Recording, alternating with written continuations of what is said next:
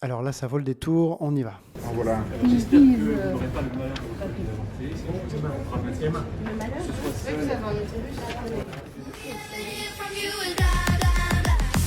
All we ever do is go, yeah, yeah, yeah.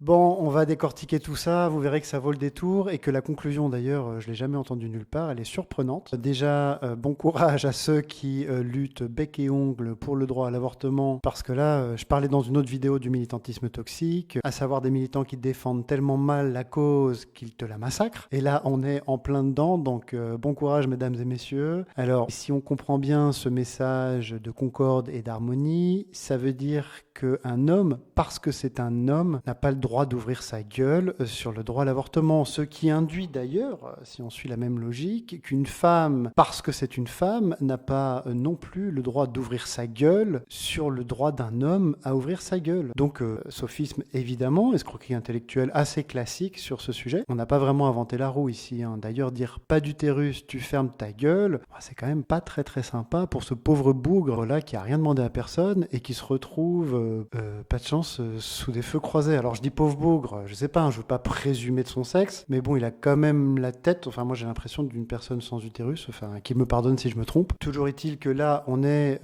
sur ce qu'on appelle en langage rhétorique du ad personam, c'est-à-dire qu'on évite de parler du fond, on attaque la personne sur ce qu'elle est, sur son identité, donc c'est une attaque identitaire. Ça peut faire illusion auprès de certaines personnes, hein. C'est du style, t'as pas de handicap, tu peux pas ouvrir ta gueule sur le handicap, t'es pas prisonnier, tu peux pas ouvrir ta gueule sur les prisons, etc., etc. Mais bon, à la limite, s'il y avait que ça, on reprend. Ah, voilà. J'espère que vous n'aurez pas le malheur de votre vie d'avorter. Sinon, J'espère que vous aurez pas le malheur dans votre vie d'avorter. Là, sincèrement, je vois pas quel est le problème avec cette phrase, hein. Même ceux qui défendent l'avortement jusqu'à 9 mois, ils disent pas que c'est le bonheur d'avorter. On va pas souhaiter à quelqu'un d'avorter. On parle ici du droit à l'avortement, pas de l'avortement. Évidemment qu'un avortement c'est pas souhaitable, on est tous d'accord là-dessus pour le coup. Et là on entend pourtant le malheur Emma. Le malheur, offusqué, comme s'il était offusquant de parler du malheur d'avorter. Donc ouais, bon allez, il faut quand même se renseigner un tout petit peu avant de commencer à militer comme ça. Et j'aimerais sur le fond rappeler quelque chose que je disais dans une autre vidéo, que personne me fasse croire qu'il est pour le droit à l'avortement. Tout le monde est contre le droit à l'avortement. La seule chose qui change, c'est à partir de quand vous êtes contre le droit à l'avortement. À partir de quand? Est-ce que c'est une fois que le bébé passe les 8 mois, par exemple? Est-ce que c'est une fois que le bébé passe les 4 mois? Les 14 semaines? Les 4 semaines? Est-ce que c'est au moment de la fécondation? Parce qu'à part quelques fanatiques qui ont quand même réussi à rendre légal le fait d'avorter 1 heure avant l'accouchement, dans le cas par exemple où c'est un bébé qui porte la trisomie 21, tout le monde est contre. Donc arrêtez ces slogans. Abonnez-vous et partagez en masse parce que sur ce genre de vidéos, on prend cher. Je suis Patrice Darras et à bientôt.